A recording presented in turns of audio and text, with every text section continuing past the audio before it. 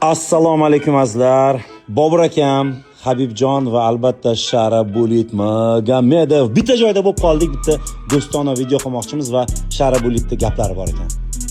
Assalomu alaykum do'stlar. Toshkentda bo'lgan paytimiz yaqinda jangda ishtirok etgan birodarimiz Bobur bilan ko'rishdik. Jangning yakuni tomoshabinlar uchun turli his, hayajonlar, hissiyotlar qoldirdi. Ayrim izohlarga ham sabab bo'ldi. Shu mavzu bo'yicha gaplashmoqchimiz. Ringga chiqayotganda yoki turli musobaqalarga chiqayotganda ba'zan yigitlar hissiyot bilan, adrenalin bilan chiqadi.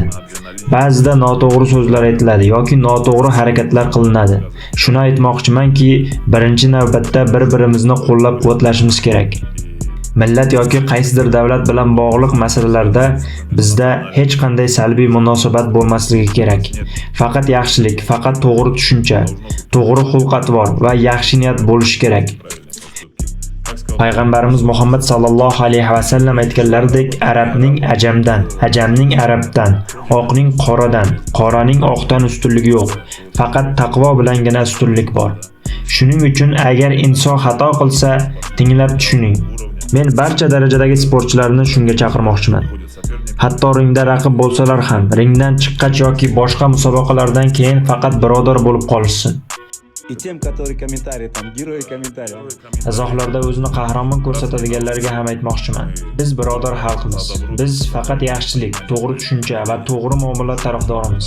Bobur aka, Assalomu alaykum. Biz Shamil bilan bo'yimiz ikki davlat o'rtasidagi aholi o'rtasida negativga bo'lib qoldi. Biz o'rtamizdagi narsa faqat ikkimiz o'rtamizdagi narsa faqat ringda bo'lgan. qoldi ringda. Endi biz ikkimiz bo'yimiz sabab ikki davlat o'rtasida odamlar bor. Negativ bildiryapti, kommentar yozishyapti.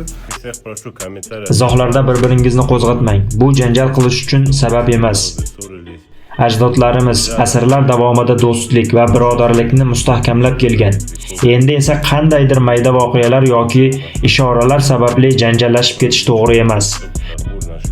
Bobur bizning birodarimiz. Olg'a.